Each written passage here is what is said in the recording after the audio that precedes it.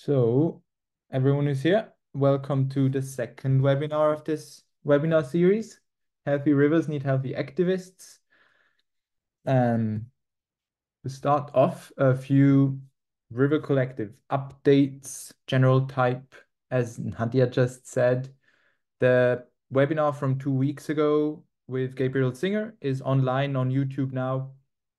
For those who couldn't join that or want to rewatch some of his interesting insights that he provided. You can stream it, look at it on our YouTube channel. And the second thing is our summary report of the Students for Rivers camp in September is now finished, will be uploaded to our website over the next days. And we'll also share the link on social media. So for those who haven't been there, they can read what we've done, look at some photos, and for those who have been there, they can reminisce a little bit and see how we summarized our experience. And with this, we move on to today's webinar. So those who were here last week still remember, or 2 weeks ago, still remember that we started with this metaphor of the fire. And those who have been at the Neretva also for sure remember this evening around the fire. And so 2 weeks ago, we said that as activists, a lot of us, we have fires burning in us, and we need to protect them and look that they don't extinguish, that they don't burn out. And I just collected a few more photos from the Neretva camp that show moments of exhaustion, moments of regeneration, but also moments of connection, just to show again that being an activist, being a collective is deeply human. And it's something that we really need to have on our agenda to talk about, also think about. And today we will hear a lot more interesting details, both on the challenges, on the things that draw energy from us, threatening things, but also on personal resilience, on support networks, in Azra Berbic's talk.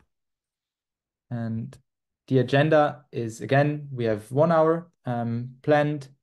It will be an input by Azra first, short Q&A if there are any direct questions, and then a discussion in breakout rooms about 3 different topics related to the talk. And that's it. So introducing Azra, very, very happy to have you here. Azra Berbic is an environmental and human rights and peace-building activist. A lot of experience in this. She's a trained lawyer, also a journalist, so very active in a lot of fronts. Crucially, she's a member of the Foundation Atelier for Community Transformation ACT, which is active in the Western Balkans, connecting, empowering activists, and also Robert Orosz, a member of ACT, was also at our camp and providing very interesting insights into his fight against small hydropower plants in Bosnia. So ACT is a very active NGO on anything environmental human rights protection.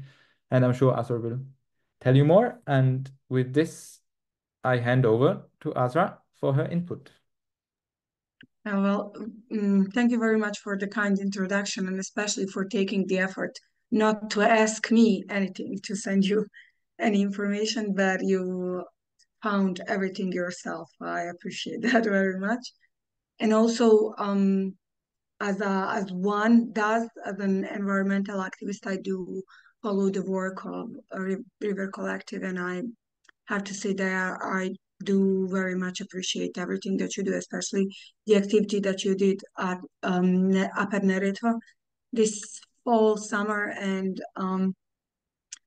special congratulations for having this topic in mind in regards of taking care of ourselves and yeah, if we don't take care of ourselves, if we are not good, there is no way that we can take care of our rivers. So this is a lesson that we learned, like I would say, a bit veteran activist in harder way, unfortunately. So I'm really happy and optimistic to see that younger generation take much care and a lot of attention to these topics, which are extremely important. So how I met most people from the River Collective, actually I was at Neretva in Konjic, but just for a brief time, not all day, but also I was at River Summit in Podgorica this fall, and I was really happy to meet so many enthusiastic people. And I was presenting this topic together with one of my fellow activists from Pravo na vodu, Right to Water from Belgrade, Jacqueline Živković, and I was really honored and moved that people really understood our message and what we were trying to share with people, and how it is important to take care of ourselves, but not only individually, but also to have a special attention on how we communicate with each other and how we communicate our struggles, difficulties, bad and good things. So without no further ado, I have a really short presentation, I will tell you, because I'm not a big presentation person in general. So let's see, sorry. I have to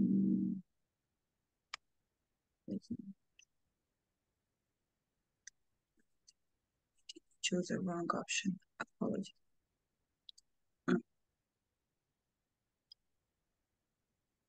So can you see this, please? Can someone confirm this to me? We see. Great, check. Just a moment. So I will stop my video, not to deconcentrate myself, and I will remove all of you from my viewer finder.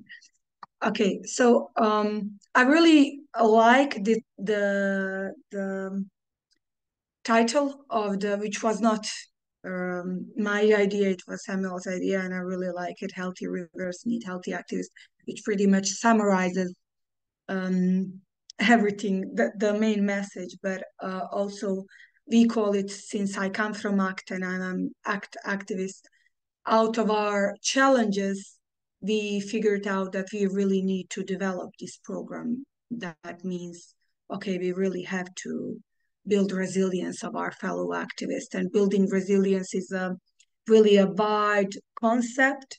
That means a lot of concrete things.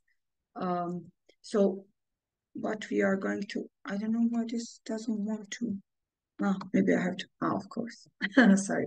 So what are the topics that we are going to be covering? I will try to cover these topics, is to give you a reason why. So why we are discussing this topic today, but also why ACT has put so much efforts into making sure that we build this program and that we work on this not only within our organizations, but also within our movement.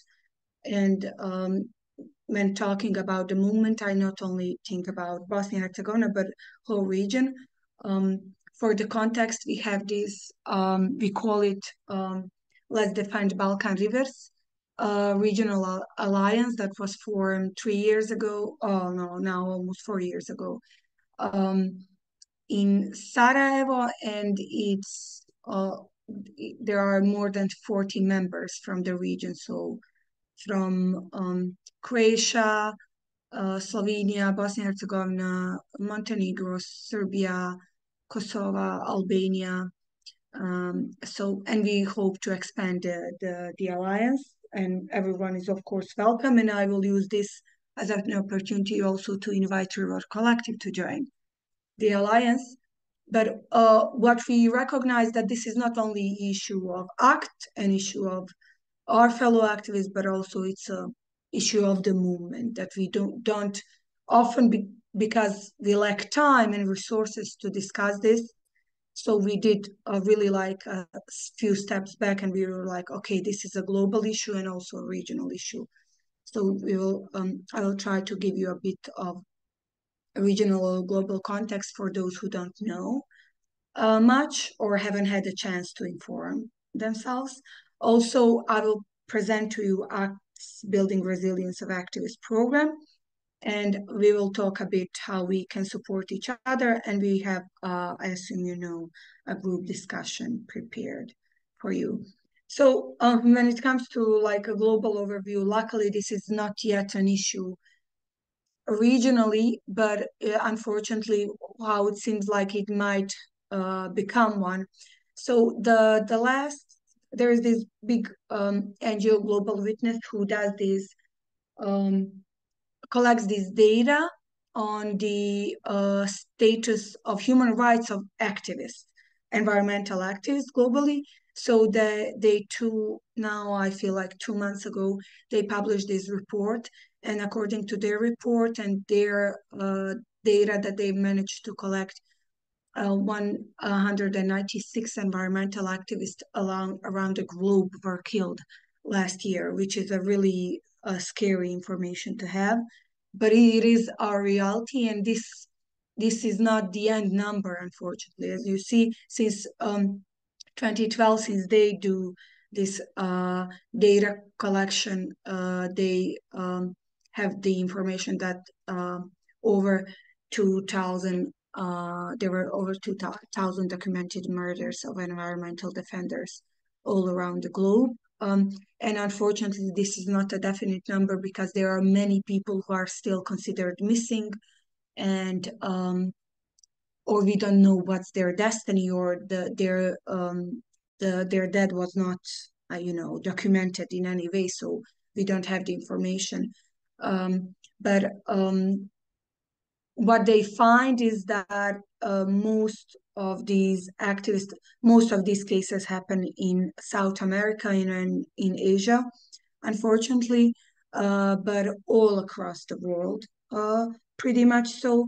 And what they find in their report as an additional issue is that we see this ongoing trend of global governments that they criminalization of impunity, which means that many attacks against the activists go unpunished. Authorities and corporations to turn a blind eye to violence that is happening, and this is not only physical violence. This is also threats, smear campaigns, uh, different types of institutional violence, which can mean that if you have we have had this case of our fellow activist Oliver Arapoch, for example, who was for almost 10 years defending Buna canals from construction of small hydropower plants. He went through institutional violence through inspections because he had a small business, private business. He had a coffee shop actually, and he was like on a weekly basis targeted by the inspection. And at one point, even person from the ministry, or like the inspector, told him, "This is the order. We have to do this. We have to find something in order to punish you."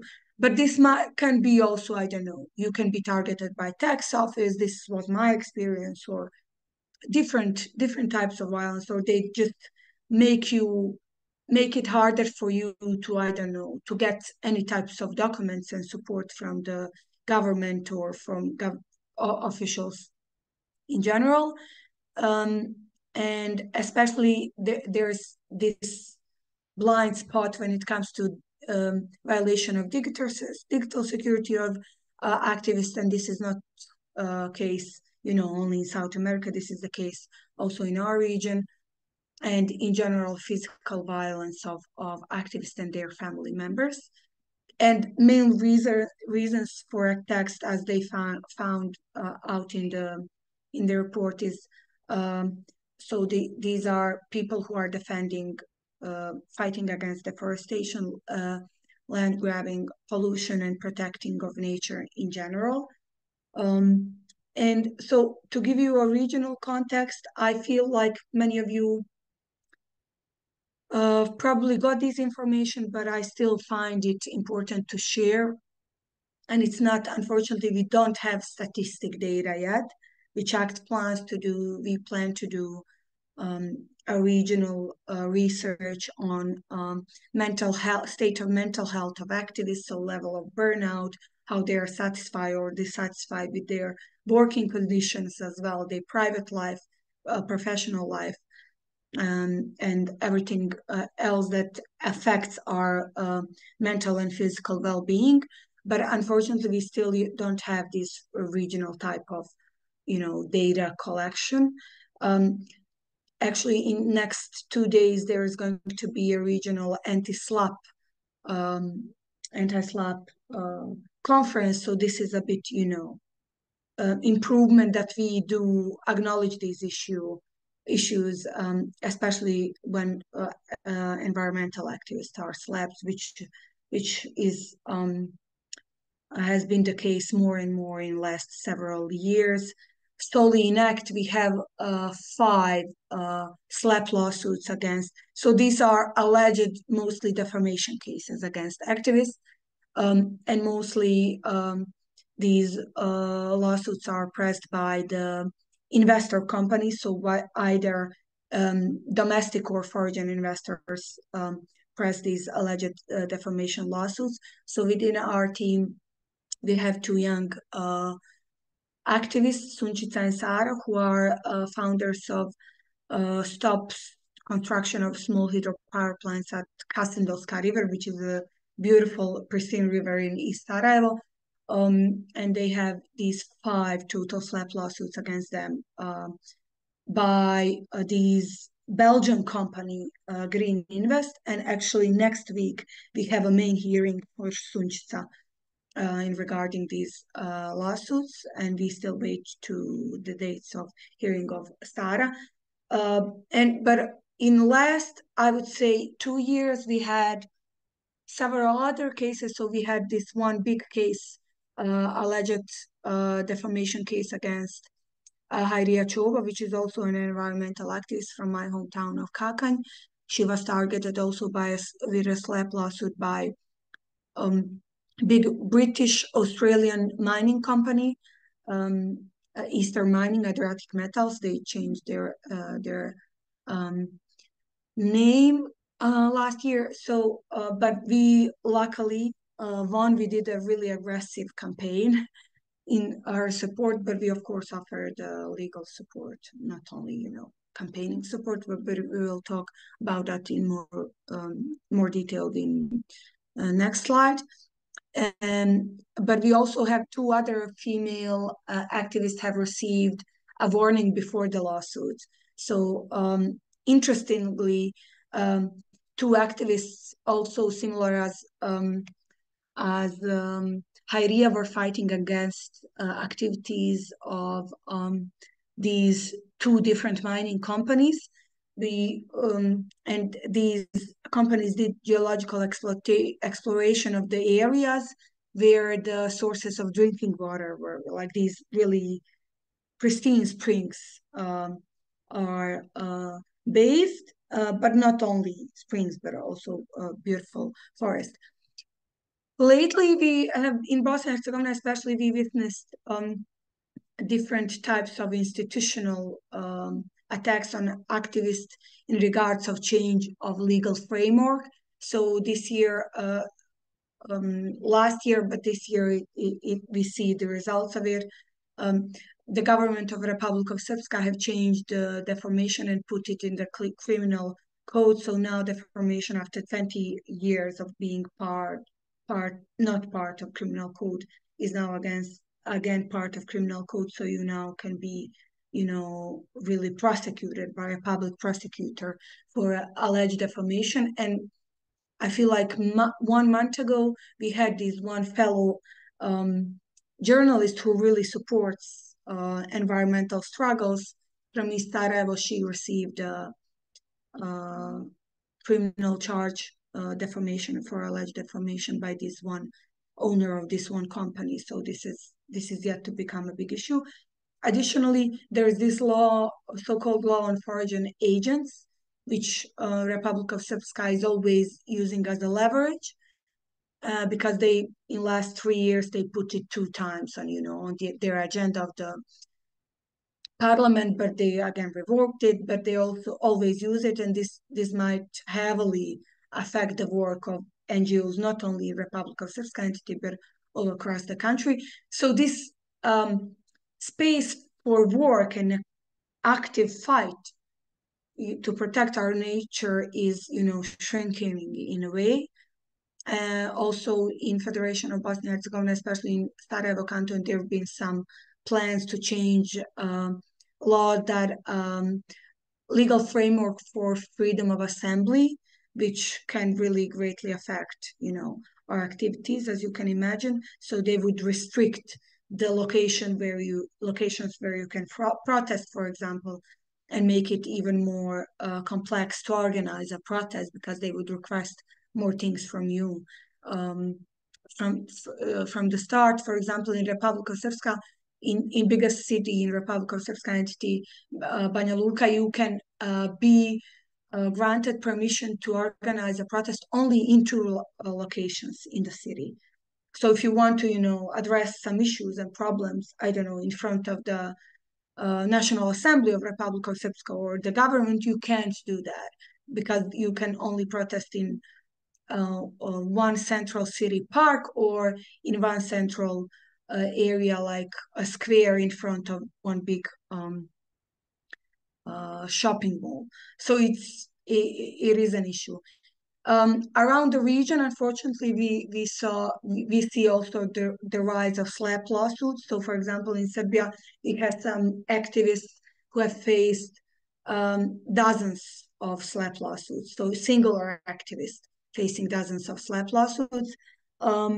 But also, I'm sure that you've been following ongoing protests in Serbia that have been in rise since 2020. And especially now with these changes, the decision of Constitutional Court of Serbia that again revoked this permit for Rio Tinto to do mining. Now this is becoming a bigger and bigger issue, and everything else that is happening around, people use this as an additional opportunity to address their unsatisfaction and rage, I would even dare to say, because it's obvious that there is a lot of range. But unfortunately, more and more of our fellow activists are facing prosecutions or are being put in custody or in jail even. So at this moment, we have several fellow activists who are imprisoned, and we don't know when they will be released. Some of them have been released.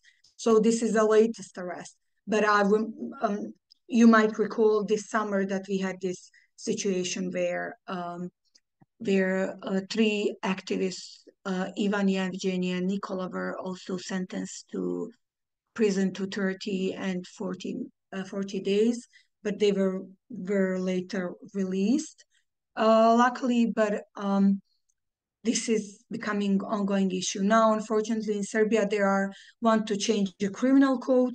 So even when you are discussing, I don't know, for example, on WhatsApp or wherever, if you are discussing organization of protest and you are like, okay, I'm giving an example, but this is going to be the reality if these changes are adopted. Let's organize a protest and call people, I don't know, to block the road or whatever. You might be prosecuted and charged, and even, they might put you in jail. Also for a long time now, also in Serbia, they are using this idea of imposing these law on foreign agent, which is now happening in Montenegro as well. And there were some ideas to do this in Albania as well. And I find this really ironic because like 10 days ago, I was in Strasbourg at a European anti-SLAPP conference, and we had representatives from the ministries, diplomats from Western Balkans countries, and we saw them bragging how, they are trying their best to fight SLAPP lawsuits, to recognize them, I don't know, to implement anti-SLAPP directive in their laws, domestic legal framework, but on the other hand, they're continuously trying to find a way on how to shrinking the space for us as activists to work. So now, as a result of all of these struggles, I will tell you a really small story, and I will use an example of Sunčinca and Sara again, unfortunately, but this is maybe I feel like the best example. So when Sunčinca and Sara received these alleged defamation lawsuits, Sara received 3 and Sunčinca received 2. So this company was suing them, and for them alleging that the floods that happened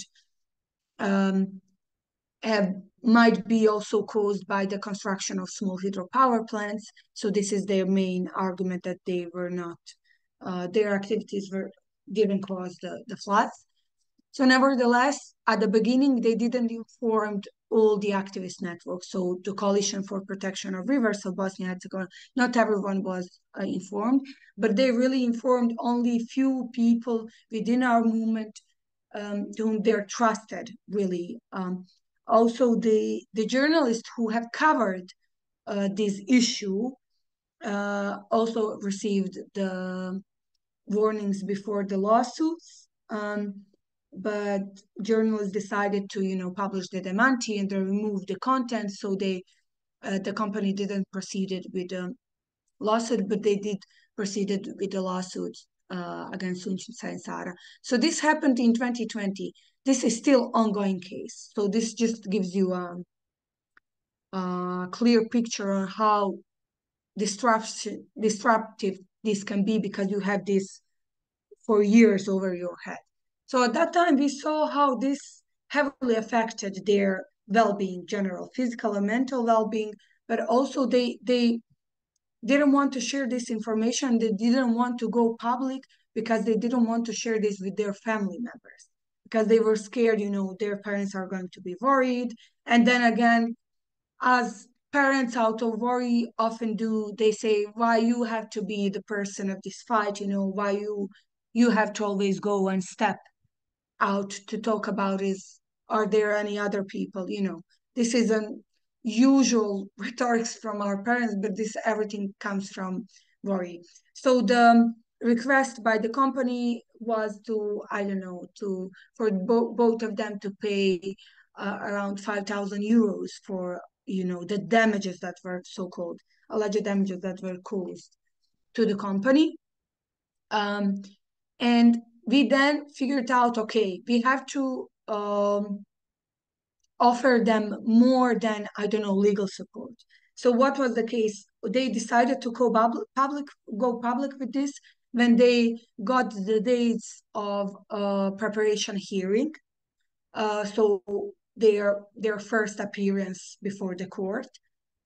And we did a really big plan of doing both national, regional, and global campaigns.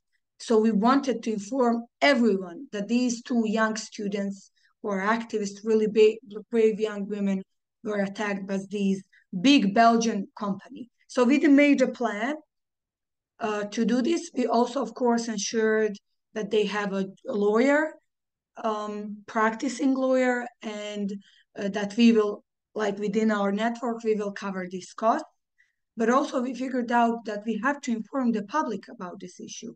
And on top of that, we figured out, okay, we need to find resources how to help, for therapy for activists. And this was not only case for Sunčinca and Sara, but we were, inspired by this. So it was, as you may know, it is really hard to find resources for all of these things. And donors often don't understand, the purpose. But we managed to secure the funds for also for the therapists. So activists also, first 2 of them received this support. So they don't have to pay, they have to choose. They can choose whichever therapist they would like to and whatnot. So we figured out that this program has to focus on physical, mental health of activists and also digital well-being. Because why? Because really often we had later faced that many activists have faced, I don't know, either smear or hate campaigns against them by a lot of, bot accounts and whatnot, but also their digital security was endangered as well. So from this case of Sunçin Sara, we figured out that this program has to consist from, again, as I mentioned, psychological care, legal aid to combat lawsuits or other types of threats and institutional violence, and these defamation campaigns against activists, because we are witnessing more and more of this. Also, in order to, make this program more resource-based, we figured out that we have to offer to the activists more resources, not only to the activists in Bosnia and Herzegovina, but regionally within our alliance.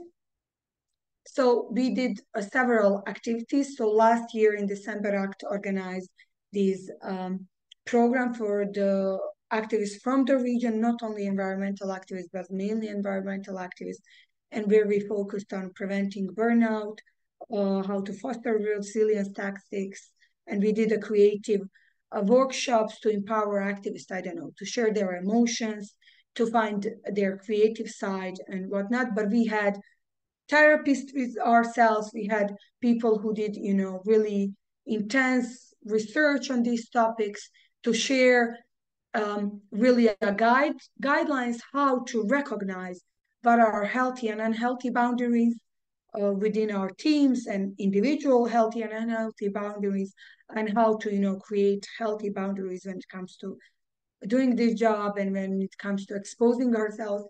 And I can share you, there's for the ones who've been at Balkan River Summit, there was Vuk from Spasimo Rijeke Komarnice, and he's a really amazing, inspiring young man. But we had this discussion, and I will always remember this, when he was like, before this conference, this workshop that we did at one other event, when we started to discuss that this is an ongoing issue and a problem, because we go to burnout, and as these burnouts, reflect on our mental and physical health, but also create conflicts in between the movement, which is also an additional issue. So he was telling us how, at some point he feels that he has to sleep by the river. There is no time off. How we cannot afford ourselves any time off. We cannot afford ourselves not to think about the fight and about the river.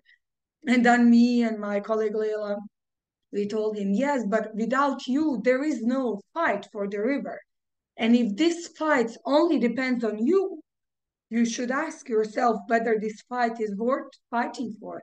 Not in a sense that you are not worthy and you are not good enough, but in a sense that you have to think about, how you share these responsibilities with other people from the movement, and to do a self-reflection of, is it really that this fight depends on you? Because we often go into this place that we think, everything will fall apart if I'm not here, which is not the case. Unfortunately, we, along this, long ride of fighting our rivers in the region, across the region, we have lost people. People unfortunately die, or just left the region, left the fight because they couldn't handle it anymore.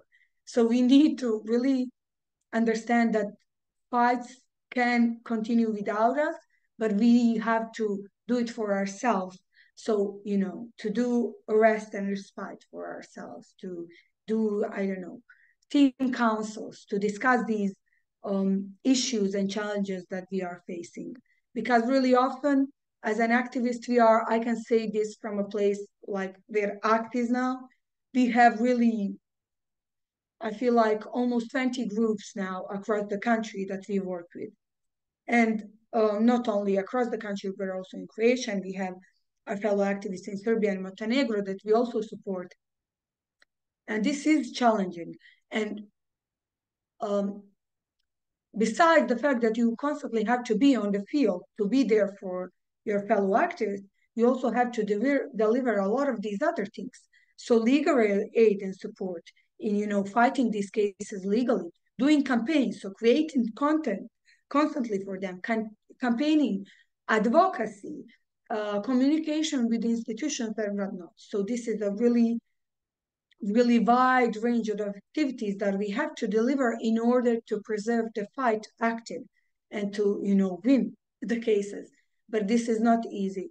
So we really often now are starting to take steps back and to understand, okay, we will have to put this on hold for some time now to focus on this other case, but it's just sometimes it's not possible to do everything. So what is our goal for this program is to share solidarity, the idea and value of solidarity, to show and to really show in practice that our community, activist community, is a safe place. So safe place not only to share challenges of the fight to protect the river, but also your own personal challenges. Because many activists, of course, we are people, so we have private lives, and often, and in most cases, our private lives suffer very much. So it's a safe place to share that as well. If we have some mental struggles or struggles with our physical health, we need to share it. And also for us to secure a sustainable support, because we feel like a sustainable support is a garant for a long-term success for environmental activists. So if we do manage to offer all of this that I just mentioned, we can then with more assurance say, okay, there is more chances to win this environmental fight that we are fighting, because people feel that they are taken care of. And for us, our general mission is to never let any group or individual activist for them to feel left out. So when they are seeking support and help regarding this, something from the building resilience scope, we also feel like we cannot leave anyone alone. And since I'm leading this building resilience program, I can proudly say that we have so far managed to secure this long-term support, and that no one was left behind.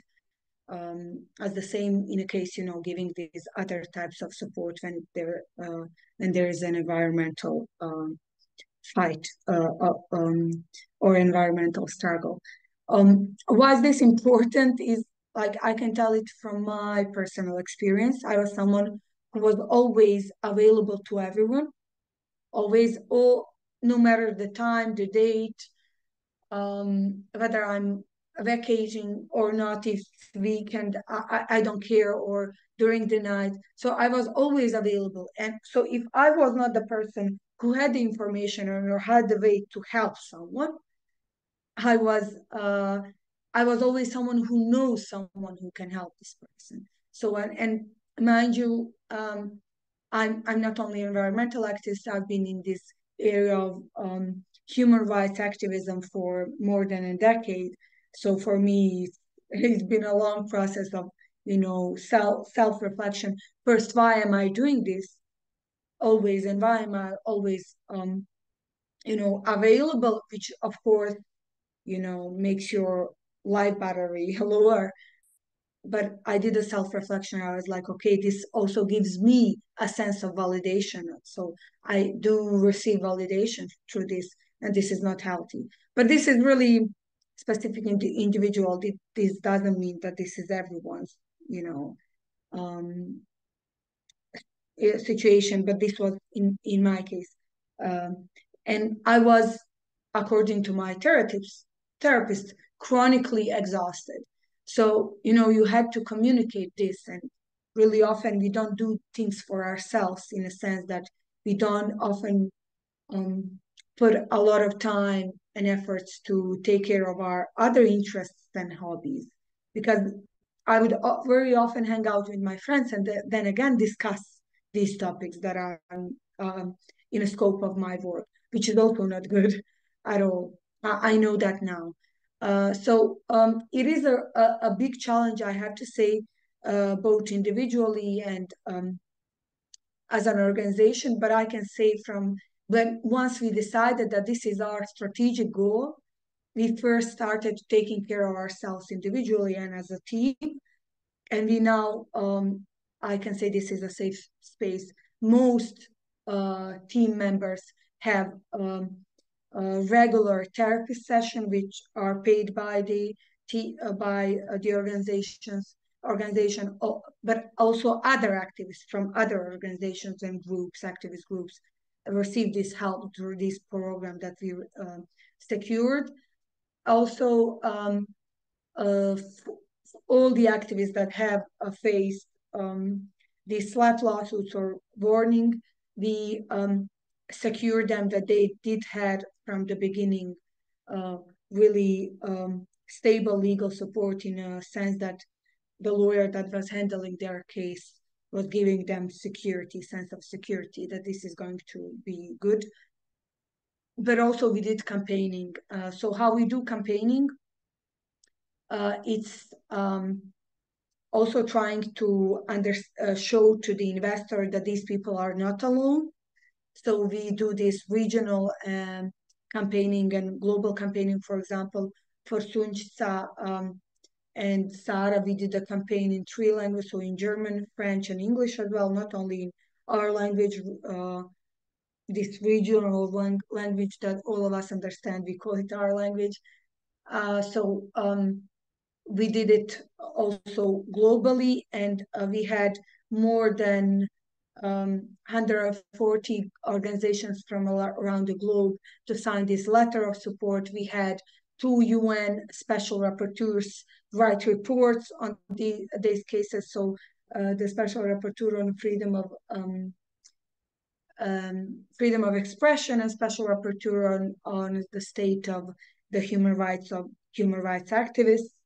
And as well, at the time, European Commissioner for Human Rights also did a report on their cases and spoke about it at the Council of Europe on several occasions. We had coverage from domestic and regional media, really heavy coverage. And we really prepare this. We prepare press conference and we prepare press releases in advance for media, and luckily we do have a big support from media in Bosnia and Herzegovina, especially, no matter from which side they come, which we find really a great success. And in general, environmental fights receive a lot of support from media from all across the country, no matter what the media ownership or what's their, I don't know, political prefix or whatnot. And also we communicate this issue with embassies, with EU office, with members of EU Parliament. So, for example, for Sunčica and Sahara, we even managed for this issue to be discussed in Parliament, Belgian Parliament. So, National Parliament of Belgium, but also this was discussed at EU Parliament, at Council of Europe, and we have now UN Special Rapporteurs and UN Human Rights Office in Bosnia and Herzegovina, an ombudsman following this case continuously. So this also somehow, I don't know, then media from Germany, from Belgium started contacting us and doing the story on this topic. So not only regional media did it. And I don't know, for example, for Hairia case, so the case of activists that are fighting and still is fighting against this mining company based in Vares, central Bosnia and Herzegovina. We did this regional campaign, and the tagline of the campaign, slogan of the campaign was Hairia is not alone, because their perception was that she indeed was alone in this fight. So we had more than 30 activists and journalists from all around the region showing support in our campaign to Hairia.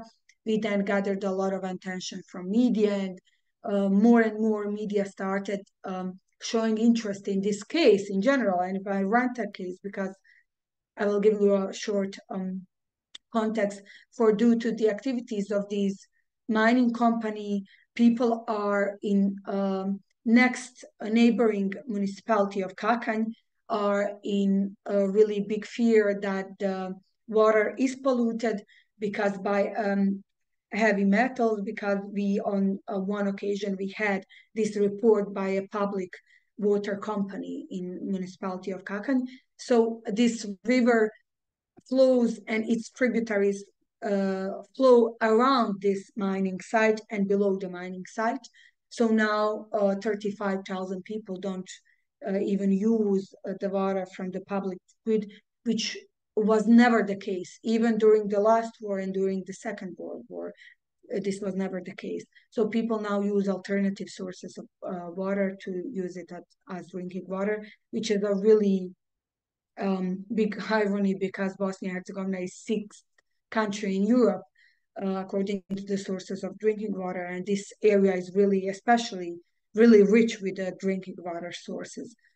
But also there was a lot of illegal logging and deforestation by the company. So she was fighting this as well, parallelly with the support of ACT and other members from big coalition for protection of rivers and members of Eco Beach Coalition.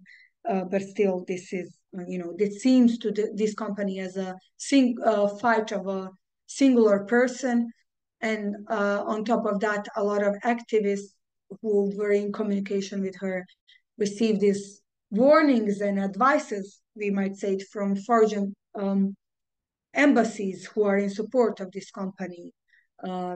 That this is not a good fight. She should not be fighting this. This company is doing their best to respect environmental standards and whatnot.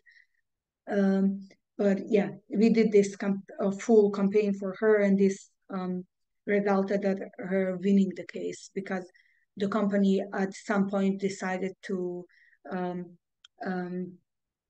cancel the lawsuit, but we didn't accept it. So according to Bosnian law, if you don't accept their cancellation of lawsuits, then the court has to make a decision. Then the court made a decision that they did not accept company's lawsuit request, which was a great success for us because this is a really big and extremely rich company. They have a lot of money. So now we can before this discussion, I would leave some space. Sorry, I just want to. Oh no, I did this. You can leave some space to questions and answers if you wish. So, but let me please just. How do I make this? Okay. But I'm not sure how to turn my camera on now. I figured it out. Sorry. So before the discussion, that because we are going to be putting you in breaking room, I would maybe leave the space for questions if you have any questions. I know that this might have been overwhelming because I have so many information to share, or we can do first this discussion and then leave the space for questions and answers, as ever you wish. I leave that up to you, Samuel, and to the group. Thank you very much. I have a question. Okay. I'm gonna try to turn on my camera. Hope my internet behaves. Okay, so maybe you can tell us more about the SLAP lawsuits. Like, how do they exactly work, and how serious they are. So if a person gets it, can a person, for example, leave the country, do everyday life things, or how does it work? Oh, great, thank you. Maybe I would if there are some other questions, I would take all the questions and then answer to it, if that's okay. Okay.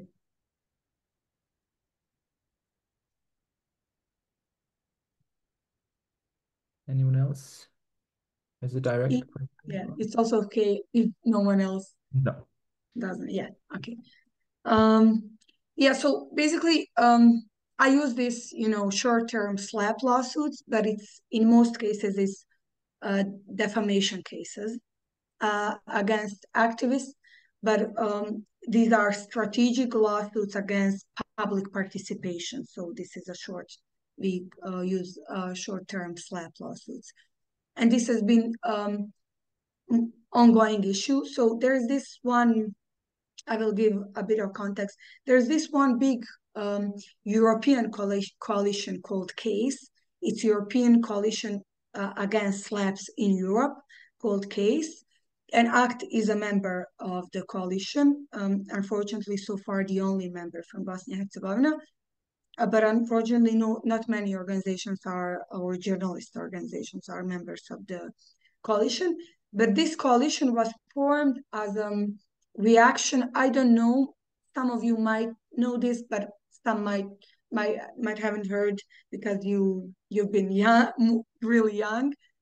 But 10 years ago, 11 years ago, there was this journalist from Cyprus who was killed. But at the time when she died, she had in total 50 lawsuits against her, so SLAPP lawsuits against her. So these lawsuits were not necessarily only defamation lawsuits, but there were some criminal charges against her, but not. And this provoked journalist community mainly in Europe to react to this. And I remember this when this happened, and it was really heavily covered by the media. But also more and more globally, more and more activists are being, slapped with different types of lawsuits, but mainly defamation lawsuits around globally and in the region. In last, I would dare to say, 5 to 6 years, predominantly, more and more.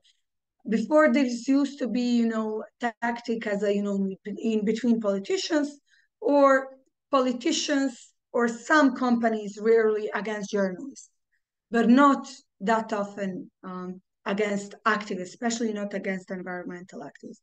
But as this fight has become more important and visible in the eyes of general public, and as this has became really environmental activists have become, I would dare to say, in this region, really important stakeholders, then this provoked more private and public companies to go against activists, because often we would expose these companies with support of journalists, based on our personal discoveries. So as we face this, we figured out that we need to use the tactics and the tools that journalist community for 10 years have been developing in the region, because they really do have, for example, journalists in region, there is this they call it Save Journalist Network. So this is a network of mainly journalist organization, national journalist organizations, which are mostly NGOs, who offer psychological and legal aid to the journalists, but not only when they are, facing defamation lawsuit, but only even in the cases when they are, I don't know, being arrested or attacked or threatened. So this for us was like, okay, these people have been developing these tools and securing these resources for their fellow peers for 10 years. We also need to do this. So how this affects, first I can start from the case of Bosnia and Herzegovina. So now at this moment, if you are in Republic of Srpska, if you are based in Republic of Srpska, you can get criminal charges against you. So we now at this moment do have, I think, more than 35 cases of criminal charges for defamation against activists. And these consequences are, of course, much serious than if you are, being sued in civil lawsuits, which is the case in Federation of Bosnia and Herzegovina still. Luckily, for example, for Sunčica and Sara, they were sued before this adoption, recriminalization of defamation. So what the possible effect can be is that during this ongoing case or investigation against you, you can be forbidden, I don't know, to be issued passport, visas, for like even if you want to, you know, travel for private purposes, your accounts can be blocked because unfortunately, when they had this draft of this law, their intention was to also not, you know, you will end up in jail if you are, you know, if the prosecutors think that this is a defamation case and then they put you on a trial, criminal trial, and they find you guilty, you will end up in jail. Not just that, but there was first fine would be this like huge sum of money. So up to at the beginning it was up to 25,000 euros, which is a huge amount of money, we must admit. They did lower this, but still, for a journalist to have even 5,000 euros to pay it, it's an issue. So that this person might end up you know, serving this sentence in jail because it's not able to pay the fine. So this is a really and on top of that, how this affects people, and always everyone will tell you this, either journalists or activists, they will tell you, now we have this problem, so you have to think about whether you will have money for a lawyer.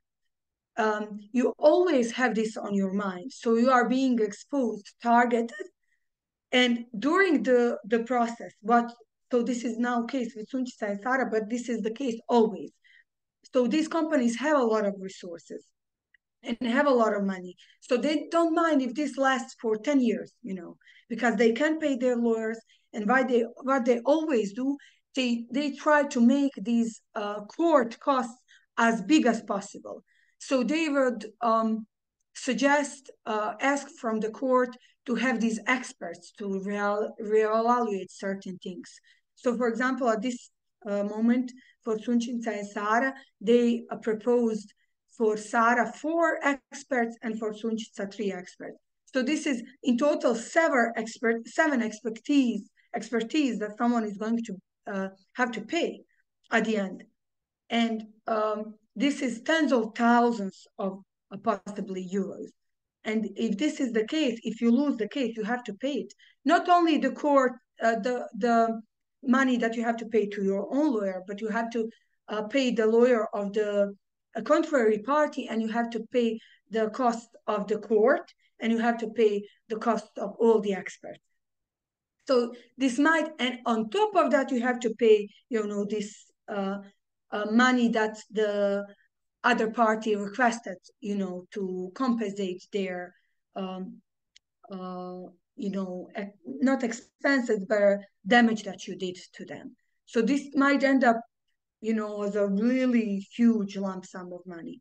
And on top of that, you always have this in mind. And I can tell you from my experience and from experience of my colleagues, this, as much as you have all of this support, so with all of this support, you are really worried. And this really takes a toll on you and your personal life, not only on professional life. And to answer the question whether someone can leave the country, yeah, during the trial you can, but I'll tell you, if you want to do a business trip, or I don't know, you want to go to Croatian coast to do vacation, you know, you might not, that if you have to revoke your passport, you might not be able to do that. And this is potentially a really huge issue. For these cases of when there is a civil lawsuit, it's a bit easier, but it's still a big, you know, burden on the activists. And for the whole activist community, I have to say, because this not only affects these activists, but affects people, how people behave.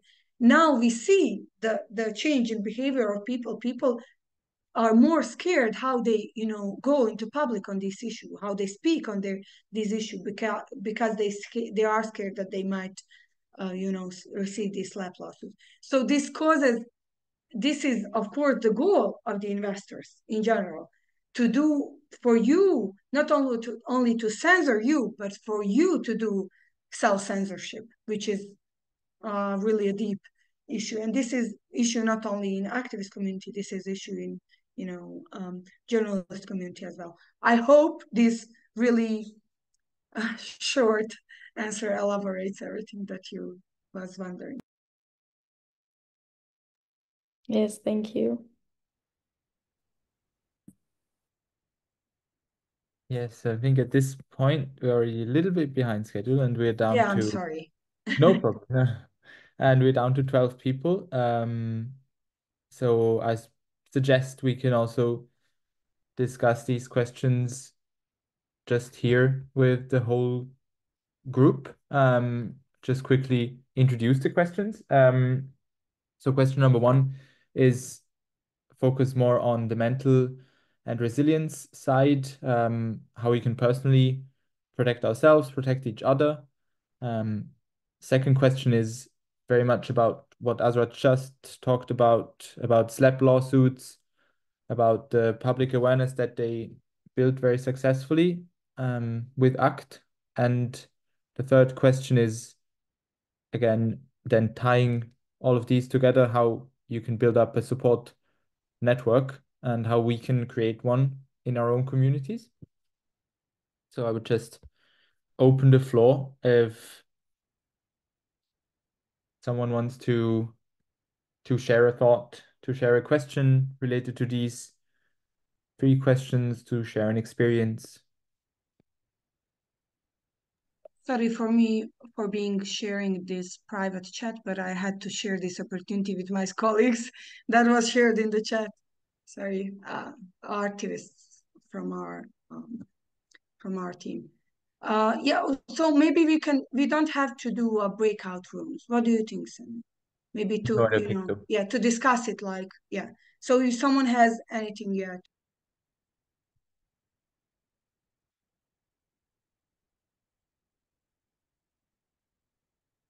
Maybe again to add up to discussion, reflecting on what you heard from me and when you think about these questions. Also, I would invite you also to share your own tactics or your own experiences, because this is ongoing struggle for all of us, and this is not, this is not the end. It's not that we have accumulated all the knowledge. So it's always really rewarding and useful to hear from other people what they think, how they perceive these issues, and what they think could be interesting. And I don't know if you have some struggles. For me, it would be also really great to hear how you try to overcome them, or just some other struggles that were not mentioned but are worth mentioning as well. Yeah. Maybe just a couple of thoughts from my side. My name is Thomas. Hi there. So I'm both a mental health coach, so I do this for a job, but I'm also a starting activist, let's say. So this entire topic is super interesting for me.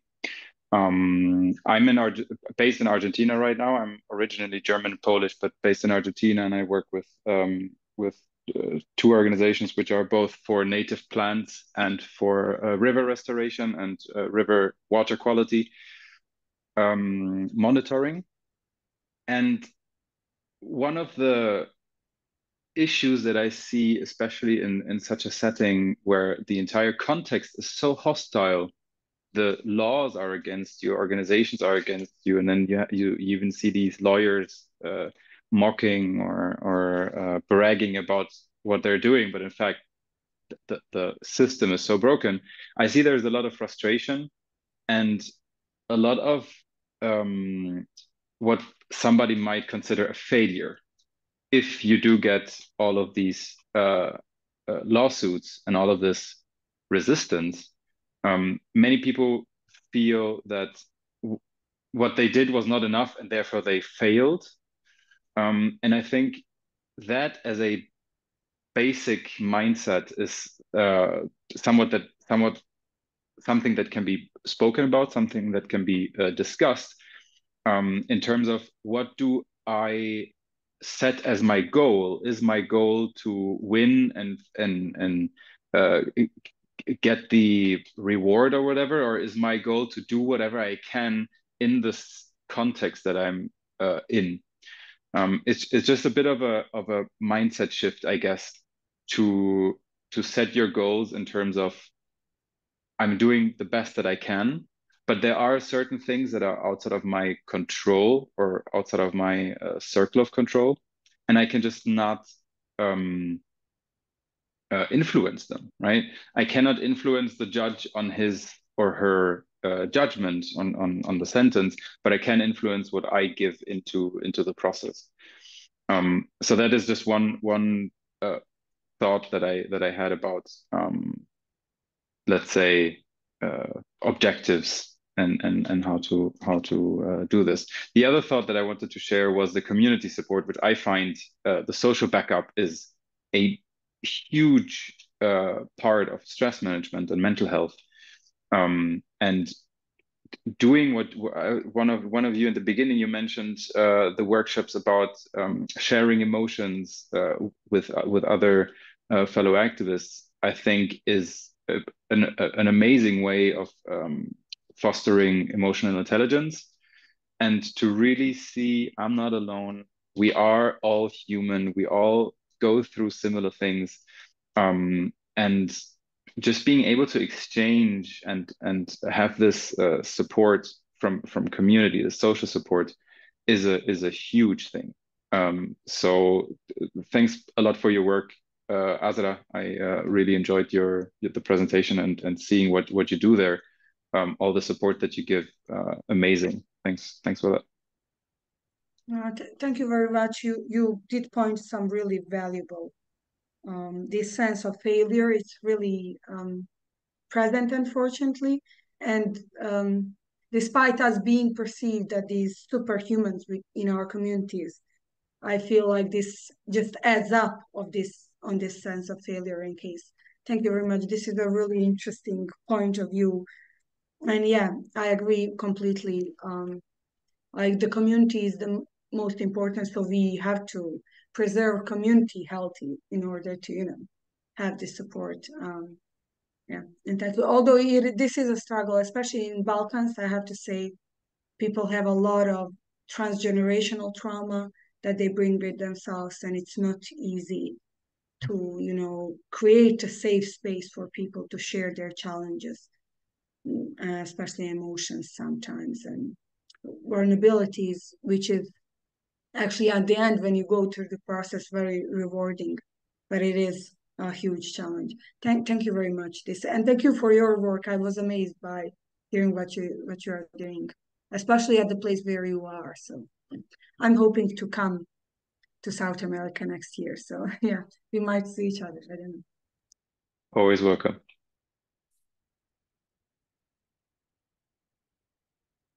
One question. Can you hear me? Yes. Okay. Because I'm using my headphone, so and I didn't know if the microphone was working.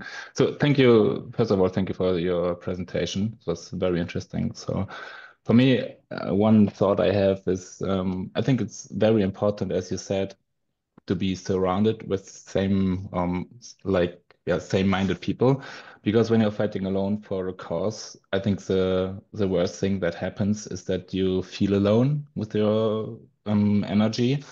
And for me, a personal milestone was actually the Students for Rivers camp, to be around with same-minded people and notice that people all over the world fighting for the rivers. So that really helps me out. And I and I think for all of us is the suffering of those who knows what happens with the rivers. So some personal ideas for me to handle that is like doing some daily routines like meditation or doing yoga. And one thing I do is to skip the daily news worldwide, because it's all about, not all about, but it's a lot about the bad news. And when you have the world's bad news on your shoulder, plus your energy that you use for fighting for river conservation, it's a lot on your shoulders. So making sure that you have a good night's sleep as well, it's, I think, a very important part for me.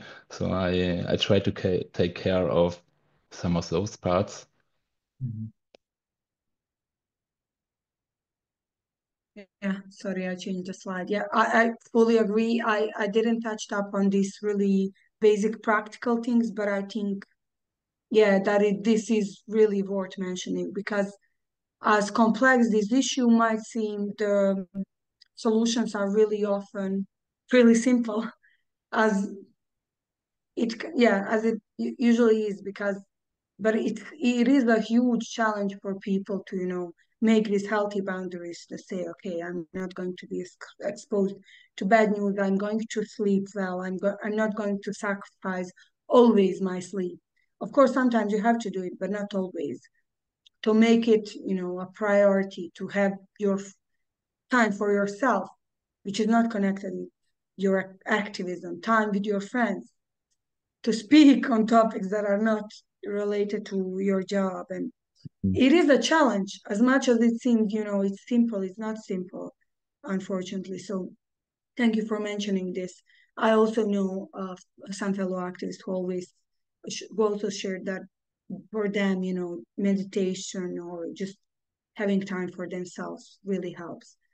So, but for everyone, it might be different for everyone, but it's just we need really to commit to find this one thing that helps us to preserve our well-being in every sense. And also, to eat healthy, to sleep healthy, to think healthy as well. But in this day and age, with this, world pain that we are experiencing, I feel like it is a huge challenge. So if we don't put ourselves as a priority, we can put river as a priority. Yeah.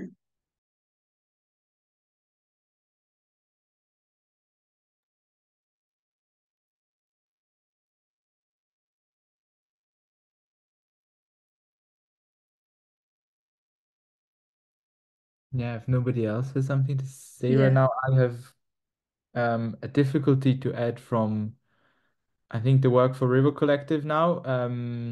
Yeah, as Yannick mentioned, it was extremely nice and empowering to have all these people at the Neretva for 1 week.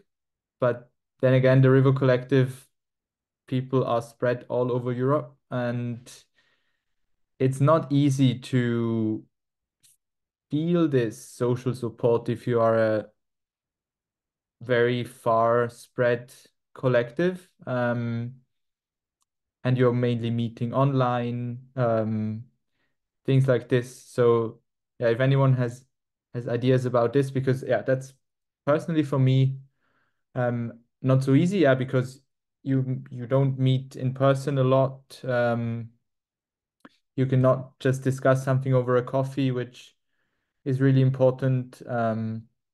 So that's just for the real collective, from my experience, something that we are working on as well, building better communication channels and formats. But yeah, just as an input to the discussion.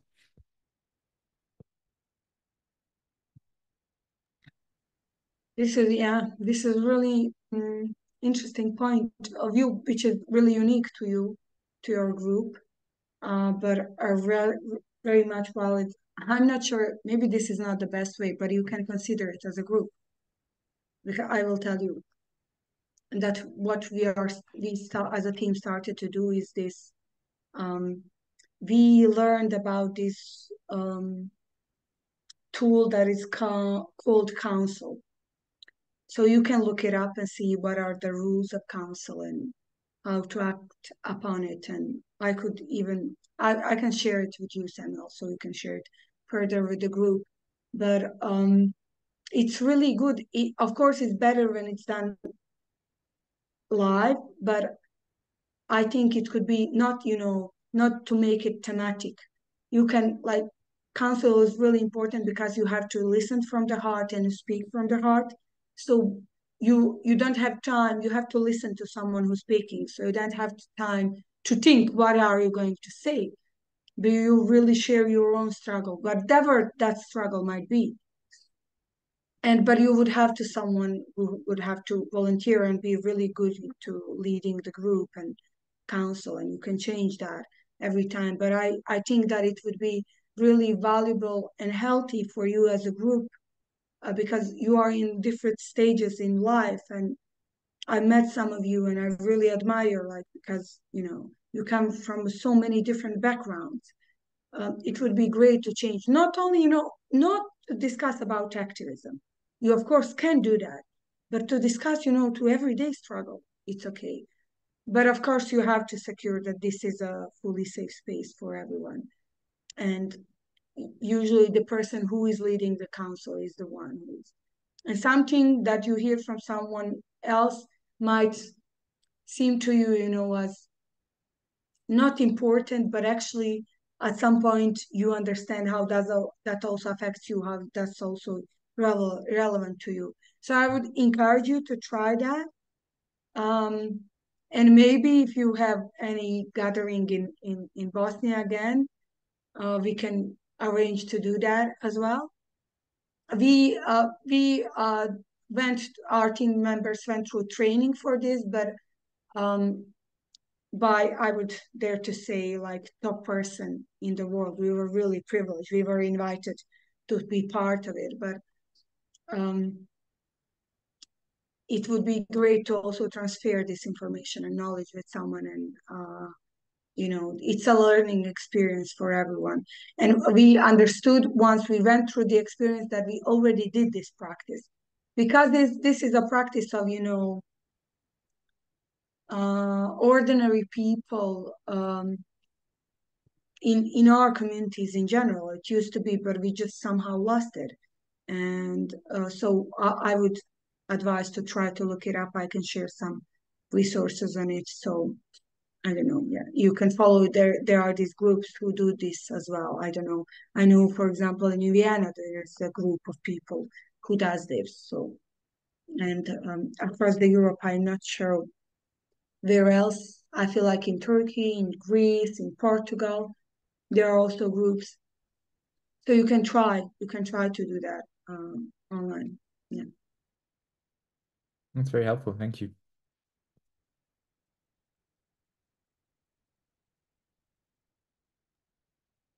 Oh yeah, it's been a long day for many, I feel like. So if you don't have any questions, I don't want to keep you hostage, and I really much appreciate everyone's commitment to stay to the end, but also everyone's commitment who was there to listen to me ranting about this issue. Yeah, I really much appreciate it.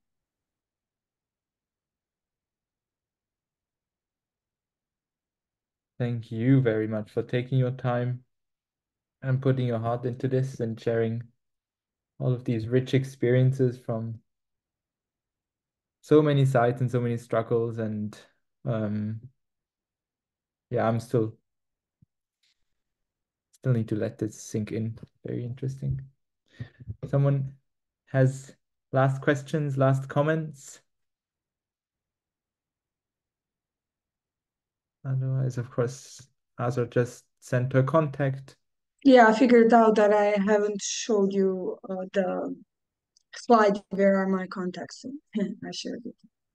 Feel free to contact me or anyone from ACT at any point for whatever you need. Like if you need an advice or some type of resource, or just like have a topic to discuss, we are here to, yeah. Very cool. Really strong position, and it's great to see you lead this way and do it so professionally with the psychological help and the legal help and everything. It's really, really inspiring to see this done in such a comprehensive way. I think That's so kind of you. Thank you very much. So shall we leave then? let's wrap it up Yeah. for today. And this was the last seminar for this year, but we planned one for January next year with Melan Turayapa, a professor on leadership and coaching. And this will be on healthy and high-performing teams. So again, zooming in a little bit more into this team dimension, he will share some of his tips, some of his research on teamwork. And of course, we will inform you again when this happens, and hope to see you there in next year. And with this, I wish everyone who is still here a very nice Christmas time. I hope you can take time off or enjoy time with your family and support network, whoever that might be. Yeah, it's really what keeps us going. So thank you for everyone who was here today, who is still here, and that's goodbye from us. Bye. Thank you. Happy holidays. Happy Thank you, holidays. Azra.